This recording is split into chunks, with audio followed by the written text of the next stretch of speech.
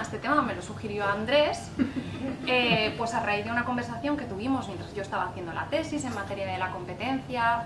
Yo estaba leyendo decisiones, recuerdo además, de la Comisión Europea y especialmente los problemas derivaron de la lectura de decisiones de la Comisión Europea, porque había algunas decisiones que a mí me parecían pues un grado por debajo de rocambolesco y que sin embargo pues iban pasando todas y cada una de las instancias sin que a nadie se le moviera un pelo. Entonces a mí me preocupaba quién y sobre todo cómo se controlaba a los que nos vigilaban a mí. Y esto pues no ha sido un dominio exclusivamente mío, sino que hay gente en Europa, porque en España no, que se ha dedicado al estudio de esta cuestión.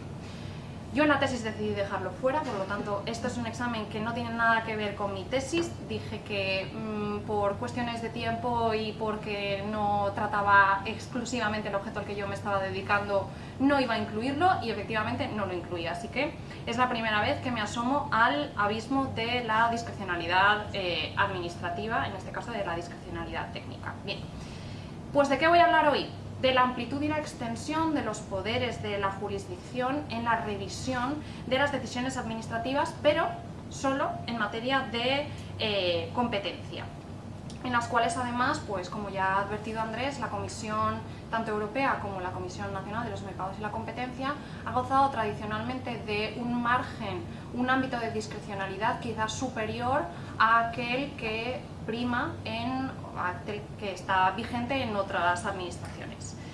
La intervención que voy a hacer hoy, pues espero que sea coherente y entonces he intentado estructurarla en tres partes. En primer lugar, yo quiero hacer, porque a mí me ha parecido útil desde la perspectiva mercantil y la ignorancia total de esto, me ha parecido útil hacer una delimitación del tema al que yo me voy a referir. Por lo tanto, voy a hacer algunas definiciones porque me he dado cuenta de que hay una pluralidad un poco esquizofrénica de definiciones en materia de derecho administrativo sobre lo que es la discrecionalidad, sobre los tipos de discrecionalidad, etc. En segundo lugar, voy a plantear cuál es la situación en la actualidad, cuál es el estado de la cuestión en derecho de la competencia. Y sobre esto voy a hacer una advertencia. ¿Por qué? Porque en España la mayor parte de la doctrina se ha centrado en el estudio de la discrecionalidad exclusivamente en dos esferas: en la adjudicación de plazas en la administración y en materia urbanística. Y por supuesto todos sabemos cuáles son las razones de que haya una proliferación de decisiones y de decisiones judiciales en esta materia, pero el problema es que y fantástico que la haya, pero el problema es que no se puede aplicar analógicamente las conclusiones obtenidas en estos ámbitos al derecho de la competencia, porque el derecho de la competencia tiene una naturaleza y unas características que lo hacen muy distinto. Y entonces, hacer esta automática aplicación de las conclusiones obtenidas en otros ámbitos del derecho administrativo, pues en algunos casos puede dar lugar a decisiones raras. Y ya por último, quisiera terminar, si me da tiempo, que creo que sí, a hacer algunas críticas sobre el estado de la cuestión. Y evidentemente esto lleva unos tintes ideológicos importantes, porque todas las cuestiones del referenda pues implican esto, hacer un posicionamiento respecto de las cuestiones que yo entiendo que se tienen que cambiar. Pero bien, vamos a empezar. ¿Cuál es el concepto de discrecionalidad? Vamos a empezar por lo más básico. Vamos a empezar diciendo que en la doctrina administrativista existen múltiples conceptos de discrecionalidad. El primer paso que yo creo que al que deberíamos proceder es hacer una diferencia entre discrecionalidad y arbitrariedad, porque claramente no es lo mismo. La arbitrariedad está prohibida constitucionalmente, de la discrecionalidad no se dice nada, y yo entiendo que esto tiene o justifica el interés del estudio en esta materia. Bueno, en cualquier caso, una de las definiciones que más me ha gustado a mí personalmente es aquella que define la discrecionalidad como la facultad de realizar elecciones entre diferentes alternativas con la finalidad de ejercer una potestad conferida por el ordenamiento jurídico. Dentro de la discrecionalidad se pueden identificar distintas clases o tipos, atendiendo a si la decisión del órgano se toma de forma auxiliar o la elección que se tiene que hacer es inherente o sustantiva. Vamos a poner un ejemplo. La discrecionalidad instrumental, por lo tanto, sería aquella potestad en la que se realizan elecciones como algo necesario para el ejercicio de la potestad, pero sin disponer del ámbito de decisión propio, de un ámbito de decisión propio, mientras que la discrecionalidad fuerte, en cambio, sería cuando la administración es titular de la potestad y decide dentro de su ámbito, valga la redundancia, de decisión propio conferido por el ordenamiento.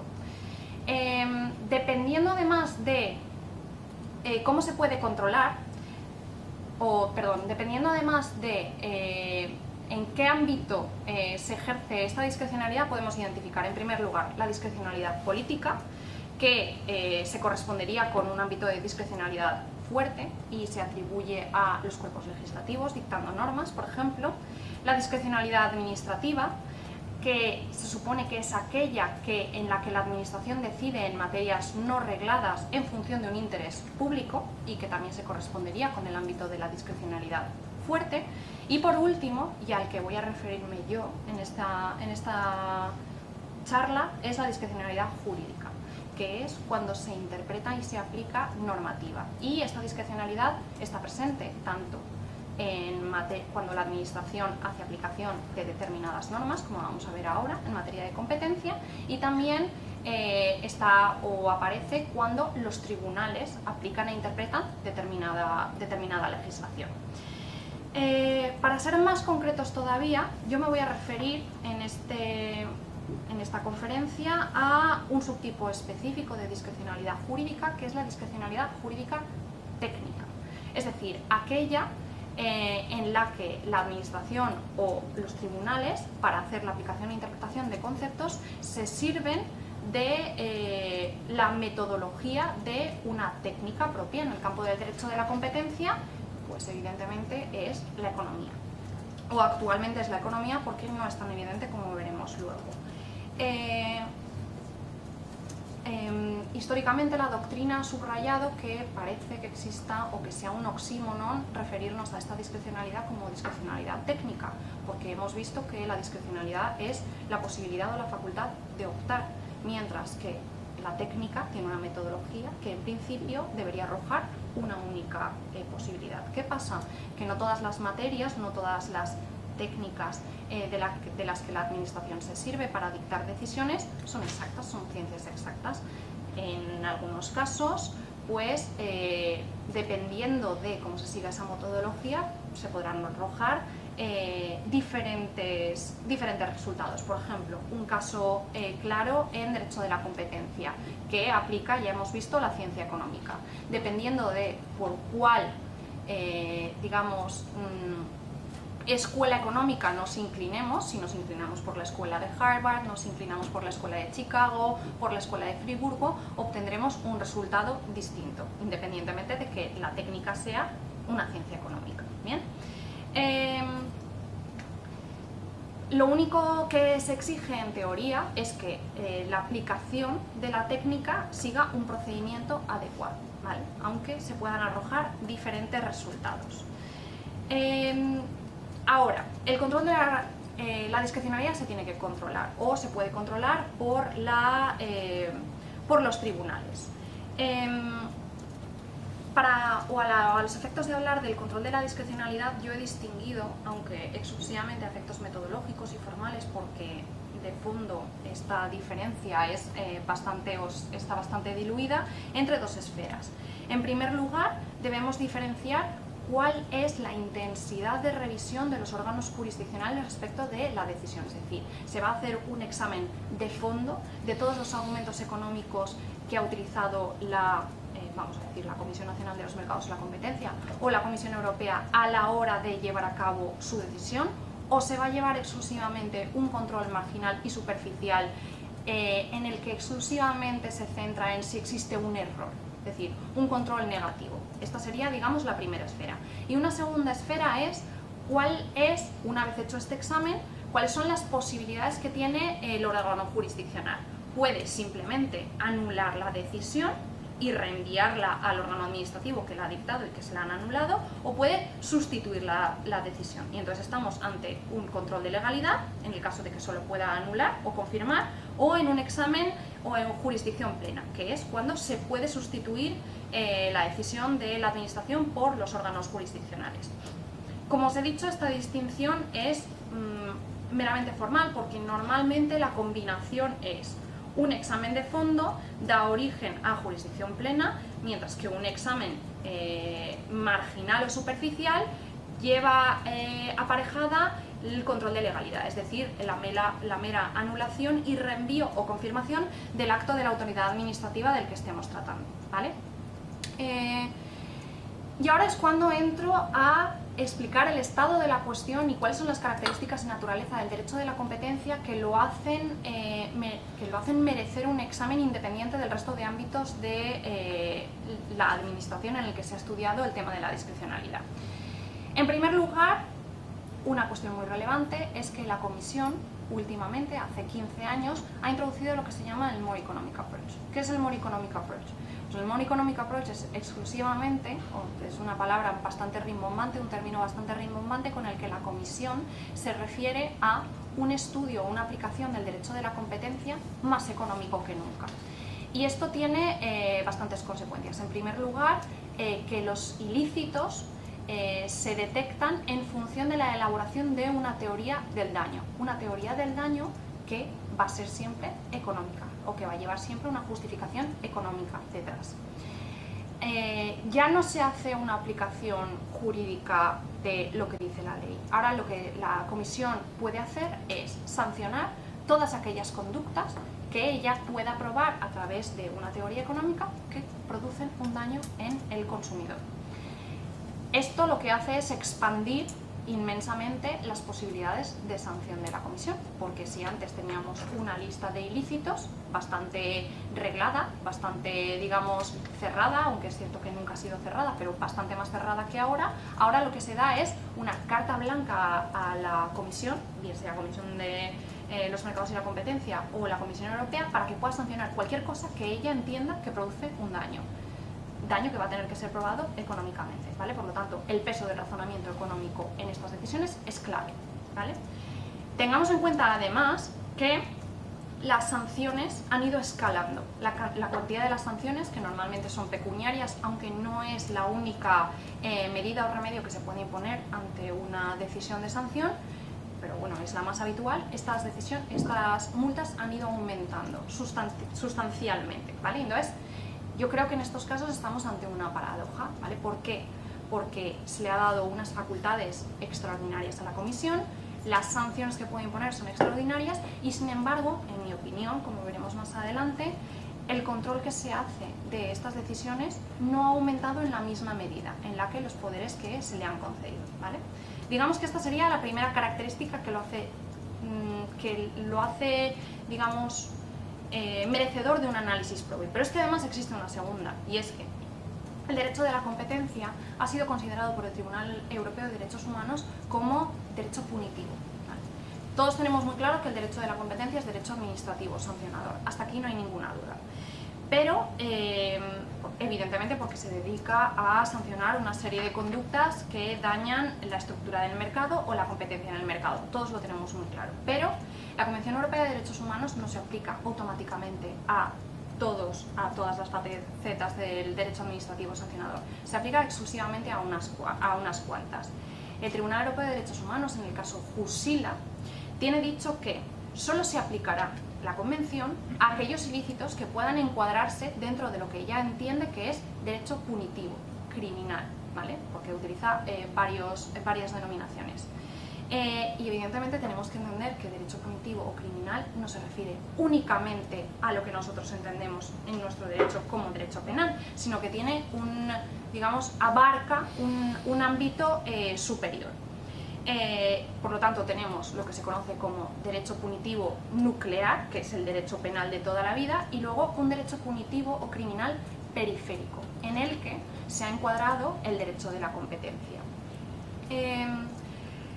Para poder definir si el derecho de la competencia, para poder decidir si el derecho de la competencia se encuadra, pues claro, se tiene que hacer un análisis de todos los derechos de la competencia. Como podéis imaginaros, no todos los derechos de la competencia son iguales. El español va por su parte, el europeo va por el suyo, el italiano va por el suyo. Es cierto que tienen muchas cosas en común, pero hay otras que los distinguen, como por ejemplo las sanciones, la cuantía de las sanciones, sin ir más lejos. Bien. En el Tribunal Europeo de Derechos Humanos, en otra sentencia posterior que dictó, la sentencia Engel, daba una serie de criterios que, digamos, se debían cumplir alternativamente, no cumulativamente, para poder entender que una rama del derecho pertenecía al derecho punitivo, criminal, como lo queráis llamar. En primer lugar, que el propio derecho nacional se refiere a él como derecho punitivo. El derecho de la competencia español, en ningún caso, el propio legislador español se refiere a él como tal. Pero evidentemente ese no es el único criterio. En segundo lugar estaría la naturaleza de la violación o del incumplimiento. Y por último, la naturaleza de la sanción que se impone. Si por ejemplo tiene un fin disuasorio o tiene un fin exclusivamente de compensación de los daños producidos, ¿vale? Siguiendo estos requisitos, podemos identificar o podemos incluir el derecho español sin ninguna duda dentro o como perteneciente al campo del derecho punitivo periférico. Pero es que, digamos que esto parece claro, pero es que el Tribunal de Justicia del Tribunal Europeo de Derechos Humanos en algunos casos ha ido más allá. Por ejemplo, en el caso de la sentencia Menarini, en el que el Tribunal Europeo de Derechos Humanos analizaba la pertenencia del derecho italiano de la competencia al derecho criminal, teniendo en cuenta la cuantía de las sanciones que se podían imponer en el derecho italiano de la competencia, pasó directamente a contemplarlo dentro del derecho punitivo nuclear. Por lo tanto, podéis imaginaros que en el peor de los casos estaremos en derecho punitivo periférico y ya, si dependiendo de la cuantía de las sanciones, pues incluso entraremos o pasará a formar parte del nuclear. Como he dicho, la consecuencia es que se aplica la Convención Europea de Derechos Humanos y concretamente el artículo 6, que es aquel que exige un procedimiento equitativo, ¿vale? Que es la traducción en español, pero en inglés es fair trial. ¿Qué dice la normativa tanto europea como española respecto de la revisión de la revisión jurisdiccional de los actos administrativos? Bien, el Tratado de Funcionamiento de la Unión Europea tiene dos preceptos, el artículo 261 y el artículo 263. El artículo 261 recoge que la posibilidad de que los reglamentos adoptados conjuntamente por el Parlamento Europeo y el Consejo atribuyan al Tribunal de Justicia de la Unión una competencia de jurisdicción plena. Acordaos que jurisdicción plena era aquella que permitía sustituir el acto de la autoridad administrativa revisada por una decisión del propio Tribunal de Justicia respecto de las sanciones, exclusivamente en materia de las sanciones, ¿vale? Casualmente tenemos un reglamento, el reglamento 1/2003, en el que se habilita al Tribunal de Justicia a, digamos, tener una potestad de jurisdicción plena respecto de las sanciones, ¿vale? Por lo tanto, ya sabemos lo que pasa en las sanciones. Pero es que hay más cosas en una decisión administrativa sancionadora, además de la sanción. El artículo 263, en cambio, dice que respecto del resto de cuestiones, el Tribunal de Justicia tendrá o podrá hacer un control de legalidad, es decir, exclusivamente un control de error manifiesto, como habíamos visto. Bueno, un control de legalidad que exige anular o confirmar el acto, lo que llevaba aparejado, si os acordáis, que solo se pudiera hacer un examen superficial, es decir, de la existencia de un error manifiesto. No sé si os acordáis. En España pues tenemos la Ley de la Jurisdicción Contencioso Administrativa, un artículo 71 que es un poco ambiguo en mi opinión, aunque Andrés opina que permite hacer una revisión de jurisdicción plena, ¿vale? Pero es un artículo ciertamente ambiguo. Por lo tanto, para averiguar cómo está la situación, no podemos remitirnos exclusivamente a los textos legales y vamos a tener que hacer un análisis jurisprudencial, es decir, ¿qué están haciendo los órganos judiciales en materia de derecho de la competencia? ¿Están entrando a fondo a revisar las decisiones administrativas o no? ¿Qué está pasando ahí? Bueno, pues el Tribunal de Justicia, que es el Tribunal de Justicia, que es fundamentalmente el que yo he estudiado y donde más sentencias hay en la materia, porque el Tribunal Supremo ha sido tajante, como veremos posteriormente, el Tribunal de Justicia ha ido evolucionando, su jurisprudencia ha ido evolucionando, desde unos inicios históricos en el que el poder discrecionalidad que se le otorgaba a la administración era inmenso, es decir, no se atrevía el Tribunal de Justicia a hacer un examen de fondo y mucho menos a sustituir la decisión de la administración por la suya propia, a, digamos, un poder de discrecionalidad que no ha desaparecido en ningún caso, pero que está bastante más atado que anteriormente. Y además hay una cosa muy curiosa en materia de derecho de la competencia, y es que cada uno de los elementos de una decisión administrativa tiene o está sujeto a una revisión distinta, ¿vale? Ya habíamos visto que las sanciones iban por su parte, que había jurisdicción plena y por lo tanto que el examen que se iba a hacer era de fondo, ¿vale? Pero hay más elementos. Y entonces yo he ido disgregándolos poco a poco. En primer lugar, ¿existe discrecionalidad en el control de la actividad o inactividad de la administración? Esa es la primera de todas las preguntas que nos tenemos que hacer. Bueno, como sabéis en materia de derecho de la competencia, y si no lo sabéis pues os lo digo yo, en materia de derecho de la competencia la mayor parte de procedimientos, de expedientes, se inician de oficio por la administración, ¿vale? Entonces, lo primero que tenemos que hacer es una división, una diferenciación. ¿Qué pasa con los procedimientos que se inician de oficio y qué pasa con los procedimientos que se inician a instancia de parte, es decir, con una denuncia a la administración? Bien, en los procedimientos que se inician de oficio, la Ley de Defensa de la Competencia española dice que la administración podrá decidir en función de si presentan o no presentan un interés público suficiente, ¿vale? Por lo tanto, se le deja cierto margen a la autoridad de la competencia para que decida. En materia del Tribunal de Justicia, o sea, en materia europea, perdón, como sabéis, la propia Comisión tiene lo que se conocen como directrices o comunicaciones. En algunas de ellas, sin ir más lejos, en la que se refiere al artículo 102, aunque lo denomina con la nomenclatura anterior, que es el 82, con la numeración anterior, la propia Comisión ya pone de manifiesto cuáles van a ser sus prioridades de investigación. Por ejemplo, en el caso 82, que es abuso de posición de dominio, 102, que es abuso de posición de dominio, la Comisión dice que va a poner atención a los abusos por exclusión en comparación con los abusos por explotación, a los que ha dejado bastante marginados. En mi opinión, esto está bastante justificado, las posibilidades de optar, que la administración opte por a que da una mayor o una menor prioridad están bastante justificados, tanto legalmente como por, digamos, la propia función de la administración y la limitación de medios económicos y temporales que tiene. Es decir, si la administración ha entendido en su labor de advocacy, de impulso de la competencia, que hay que hacer un especial esfuerzo en prácticas de exclusión porque son las más numerosas, porque son las que más daño producen, etcétera, etcétera, bueno, pues en ese caso nada se podrá hacer si prefiere iniciar procedimientos en esa materia. Ahora bien, existe otra forma de iniciar un procedimiento que es a instancia de parte, es decir, a través de una denuncia.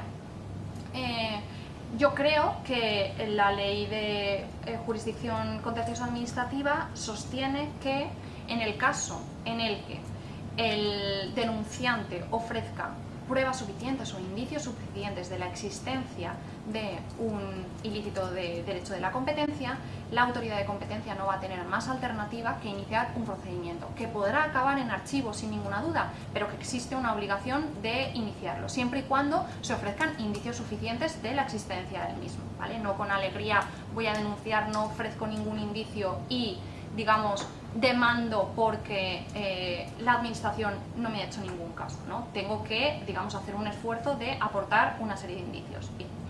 En segundo lugar, la discrecionalidad en la interpretación de la ley. Y aquí la ley es clara, es decir, el Tribunal de Justicia es el único intérprete del Tratado de Funcionamiento de la Unión Europea.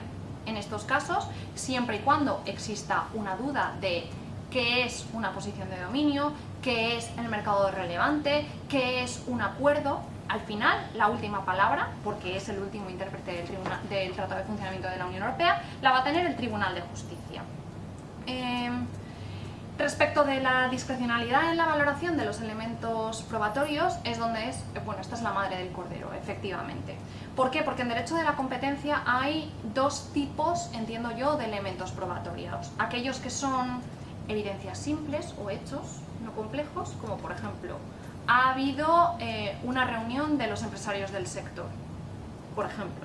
En estos casos, la discrecionalidad de la administración en la apreciación de la existencia de esta prueba es nulo. Ahí no hay margen de discrecionalidad, o ha pasado o no ha pasado. Y el tribunal exige unos estándares de prueba muy elevados en estas cuestiones, ¿vale? Por lo tanto, aquí no hay problema. Pero como hemos visto, no es el único elemento probatorio en derecho de la competencia. La More Economic Approach ha introducido, como os he dicho antes, una carga económica brutal en todo el razonamiento en materia de competencia.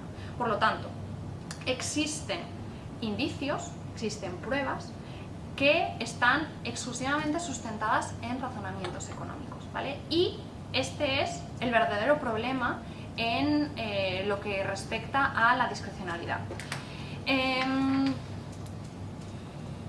¿Qué ha dicho el Tribunal de Justicia respecto de la discrecionalidad en materia de la valoración de pruebas económicas o técnicas complejas? Bien, pues ha dicho que en estos casos la administración tiene discrecionalidad, es decir, que no va a entrar a hacer un examen de fondo de ese tipo de razonamientos. Pero para que eso suceda se tienen que cumplir al menos dos requisitos. Uno, que la prueba sea de carácter económico o alternativamente de carácter técnico, ¿vale? Y en estos casos, pues, como ya he dicho, la More Economic Approach ha extendido sus tentáculos a todo el derecho de la competencia y por lo tanto todo es susceptible de un razonamiento o una prueba de carácter económico, todo, desde el mercado relevante, la delimitación del mercado relevante, la ostentación de una posición de dominio, la eficiencia o no eficiencia especialmente, las circunstancias del artículo 101.3 o 1.3, es decir, todo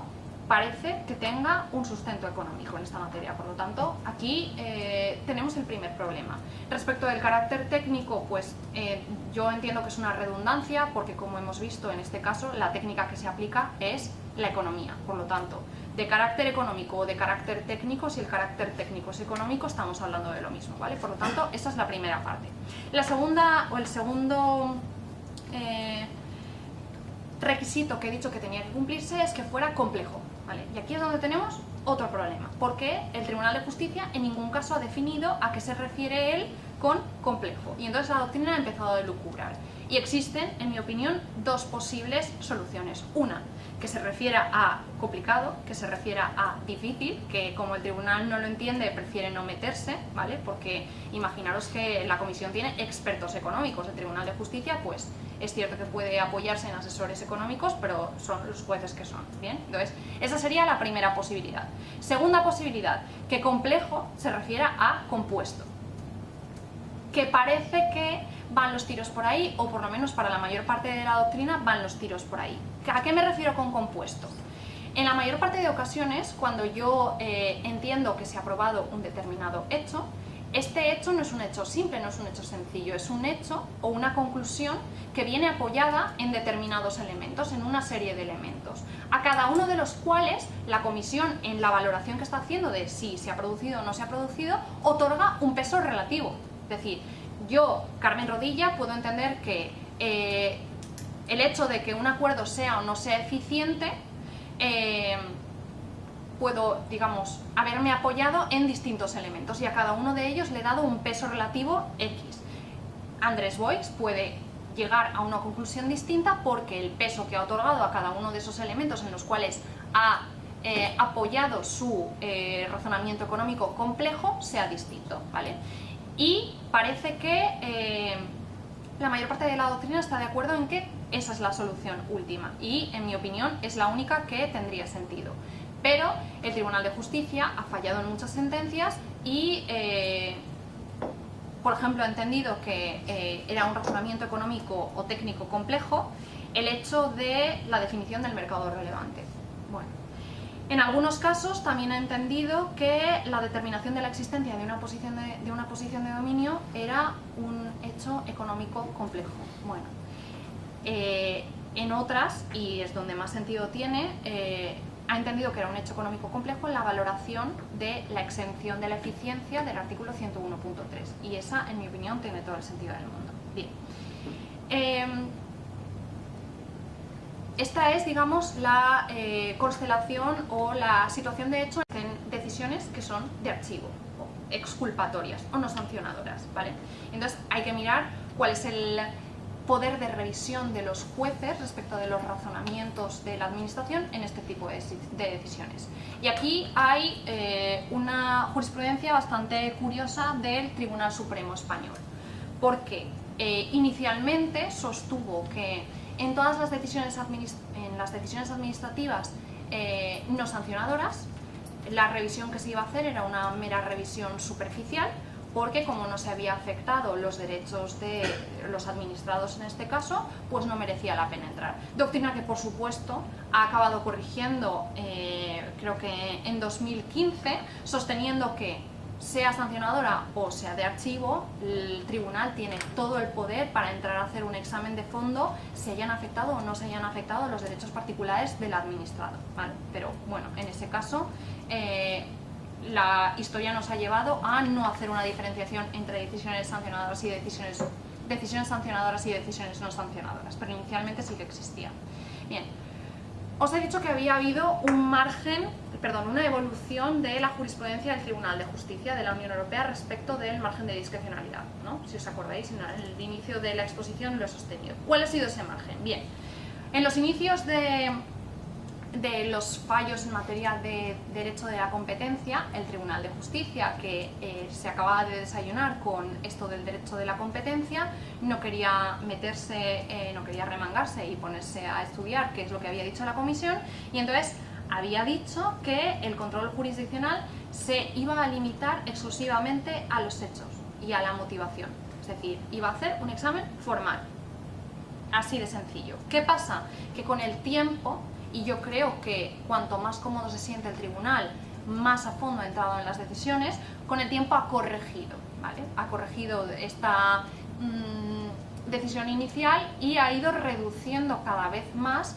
el margen de discrecionalidad técnica de la administración, bueno, de la Comisión Europea en este caso. ¿Dónde se ve? Pues por ejemplo en Tetra Laval, cuando habla solamente de que tendrá cierta facultad discrecional, es decir, ya no es los poderes omnipotentes que le había adjudicado al principio, sino que cada vez está más limitado. Y el último paso ha sido en Microsoft, en la sentencia Microsoft, donde el Tribunal de Justicia ha dicho que, si bien es cierto que se reconoce un margen de apreciación en materia económica y técnica, eso no quiere decir que el tribunal deba abstenerse de hacer un examen de los datos económicos aportados por la Comisión. Es decir, si os fijáis, cada vez es mayor el poder del Tribunal de Justicia en comparación con el de la Comisión Europea. ¿Qué ha pasado en España? Bueno, pues el Tribunal Supremo desde 2001 lo ha dicho, vamos, cristalino, en una sentencia que son 3 páginas de sentencia.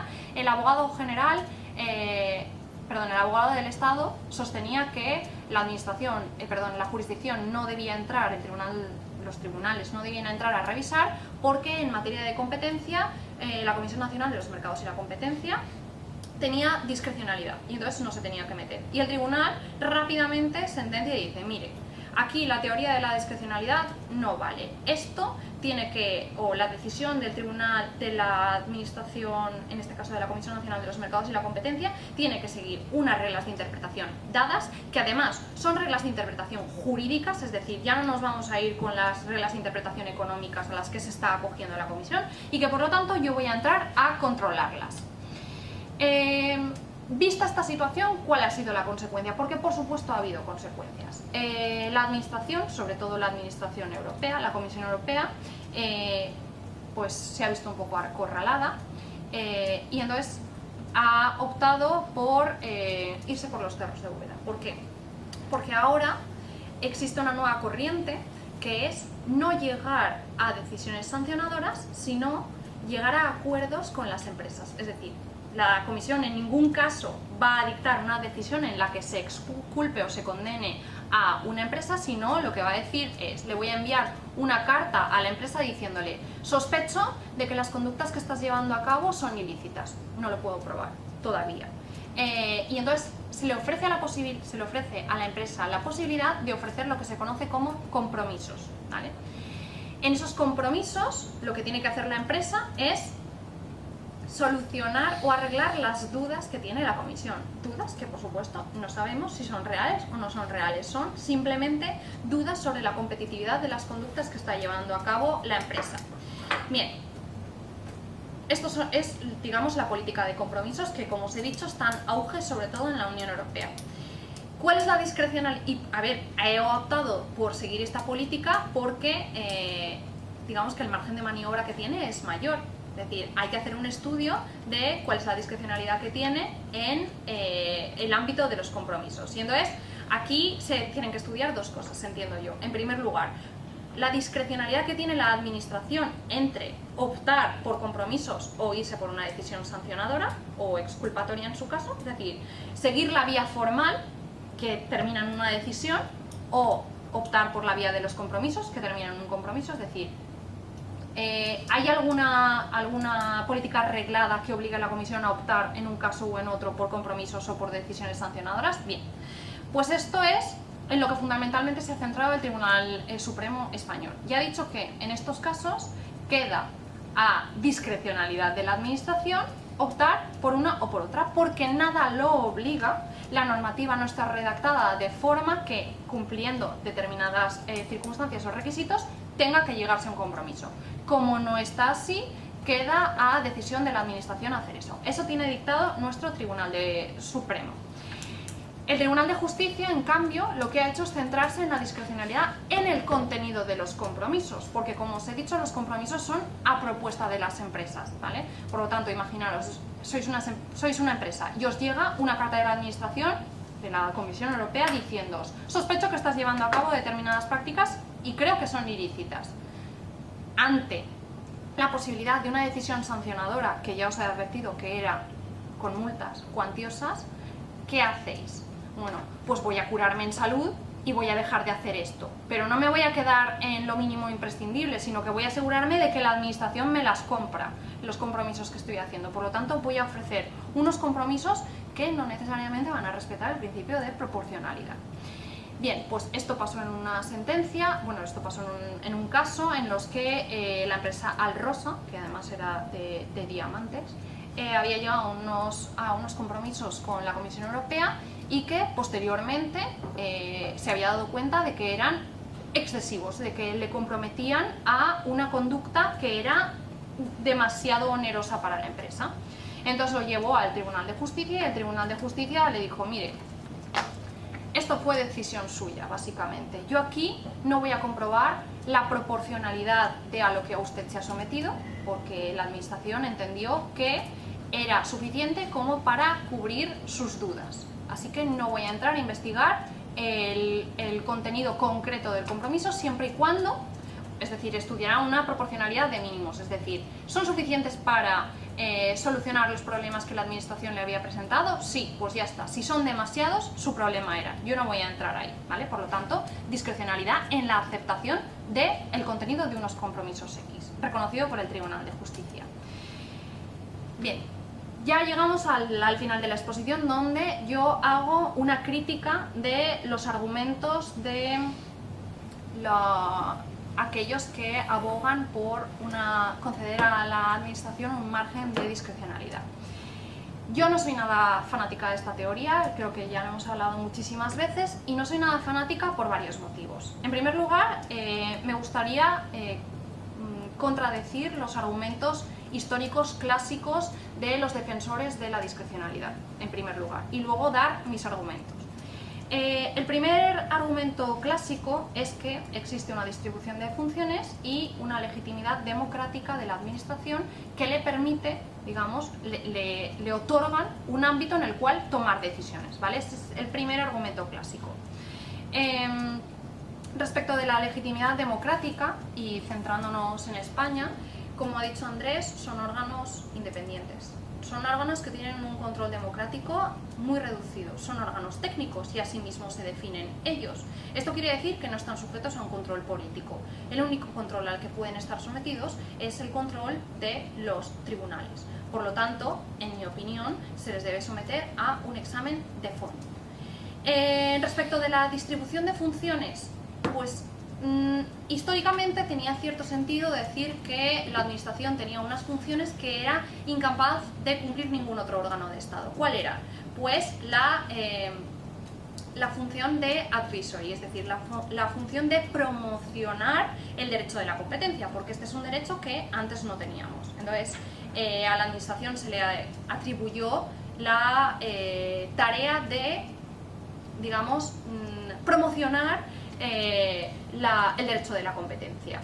¿Qué pasa? Que es cierto que en los inicios del mercado único de la Unión Europea esto tenía todo el sentido del mundo, porque estábamos intentando generar un mercado único, porque teníamos que cohesionar, porque había muchísimas prácticas poco competitivas en ese momento, pero hemos llegado a un punto en el que nos hemos estabilizado. Y si bien es cierto que siguen existiendo prácticas ilícitas, estas son muy puntuales. Por lo tanto, esta función de advisory, de derecho de la competencia, ha pasado a un segundo, sino a un tercer plano. Argumento que viene reforzado por el hecho de que ha desaparecido la posibilidad de preguntarle a la administración si estoy haciendo o no estoy haciendo bien las cosas. Es decir, hemos pasado a un sistema de autoevaluación. Por lo tanto, como os digo, esta función de promoción del derecho de la competencia ha desaparecido. El segundo gran argumento, y ya estoy terminando, el segundo gran argumento tradicional en pro de la concesión de un margen de discrecionalidad amplio es aquel que se refiere al nivel de experiencia y de conocimientos de los órganos especializados, en este caso de la Comisión. Y a mí este siempre me ha parecido un argumento, bueno, siempre, como si lo hubiera estudiado toda la vida. Desde que lo he estudiado me ha parecido un argumento que es bastante de apoyo, es decir, me parece bastante burdo decir que los tribunales de justicia no pueden entrar a hacer un análisis de fondo porque no tienen los conocimientos suficientes. Bueno, los tribunales de justicia de la Unión Europea son órganos especializados.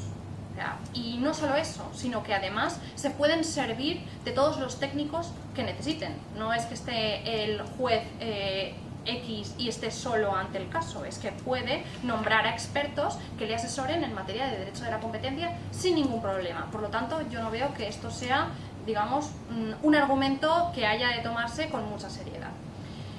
¿Cuáles son, en cambio, los argumentos que yo entiendo que tienen peso en la eliminación o reducción al máximo del ámbito de discrecionalidad de la administración?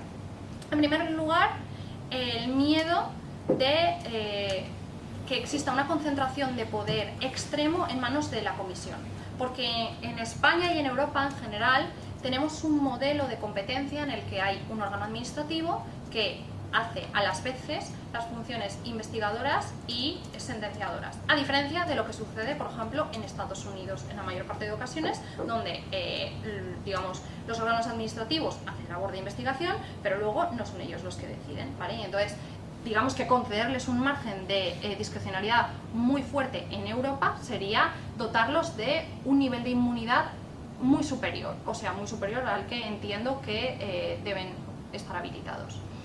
Y en segundo lugar, yo quiero volver a los problemas de compatibilidad de la revisión de legalidad con la Convención Europea de Derechos Humanos, porque, como hemos visto, el artículo 6 es el que garantiza un procedimiento equitativo, a fair trial, en el cual se debe incluir el derecho a un juez imparcial, que en mi opinión no existe cuando un órgano administrativo no solo está investigando, sino que está fallando y además no se le revisa, porque la primera parte no es problemática, la primera parte la tenemos todos aceptados en tanto cuanto hay organismos de la administración que fallan, eso no es ningún problema. Pero si además se impide que se revisen jurisdiccionalmente las decisiones que se toman, pues entonces yo entiendo que ahí tenemos un problema de compatibilidad con la Convención. Por último, ya, como os he dicho, hay una evolución jurisprudencial hacia la reducción del margen de discrecionalidad y yo entiendo, aunque os lo haya vestido a todos de argumentos legales, que esta evolución se debe a un hecho bastante de ir por casa, y es que el tribunal cada vez se siente más cómodo haciendo análisis de decisiones económicas, de razonamientos económicos. Inicialmente pues es cierto que era un derecho nuevo, que se guiaba por unas pautas muy distintas al resto de ramas legales, pero en estos casos el Tribunal de Justicia está más que acostumbrado a hacer este tipo de análisis y yo entiendo que esta es la razón detrás de esta reducción del margen de discrecionalidad de la Comisión.